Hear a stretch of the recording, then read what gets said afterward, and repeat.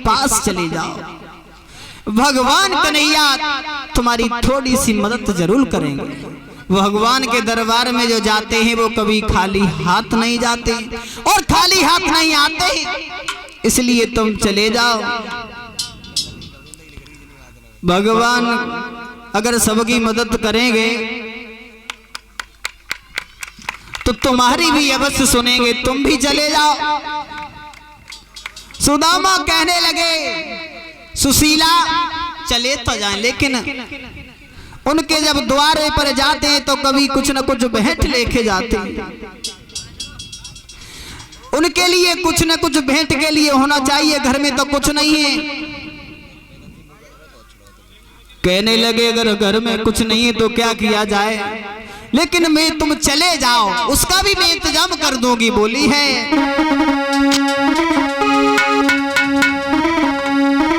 के चले जाइयो द्वारिका तुम सैया, चले जाइयो चले जाइयो द्वारिका तुम सैया, चले जाइयो।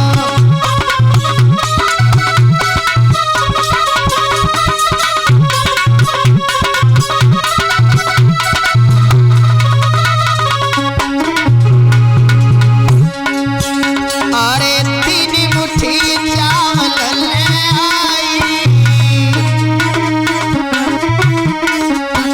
अरे तीन मुट्ठी चावल ले आई,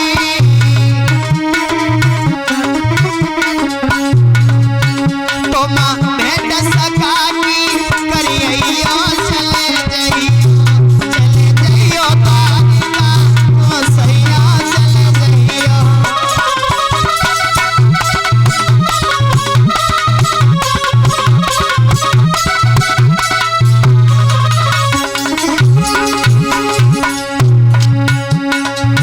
अरे बालापन के मित्र तुम्हारे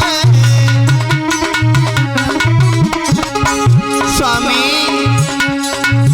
अरे बालापन के मित्र तुम्हारे, तुम उनके दर्शन करियो, चले जाइयो चले जाइयो द्वारिका को सैया, चले जाइयो।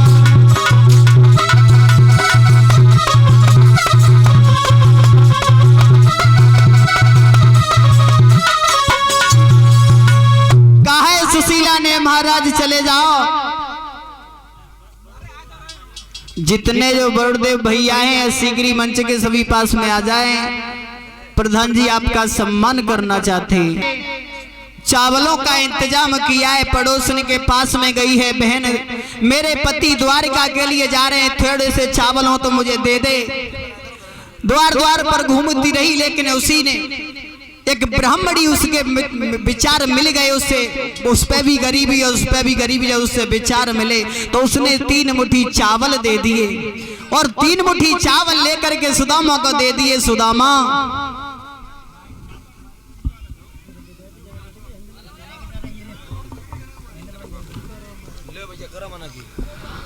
सुधर के आगे बढ़े हैं द्वारिका के लिए, रास्ते में जा रहे हैं,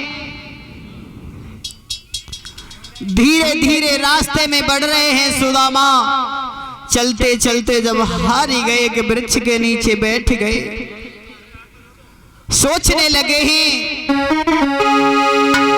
कि दोपहरी बिलमायल और जाई बगिया में दोपहरी बिलमायल।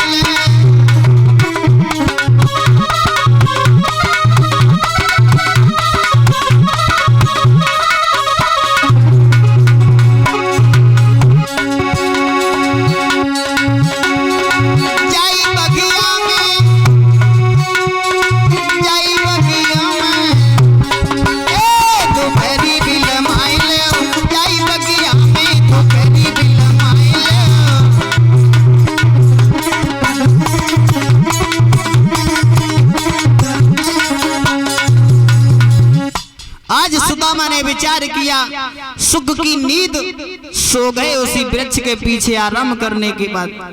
सो गए। भगवान कन्हैया ने देखा है कि हमारे मित्र सुदामा हमसे मिलने के लिए आ रहे हैं, लाओ चलो उनकी मदद करो। भगवान कन्हैया ने सोते हुए सुदामा को उठाकर द्वारका के दरबार पर पहुंचा दिया। आंखें खुली हैं, देखा है कि ये कहां है। पहुंच गए द्वार वालों के पास में, कहा है भैया ये कौन सा नगर है भैया? हाँ भैया। ये कौन सा नगर है? अरे महाराज ये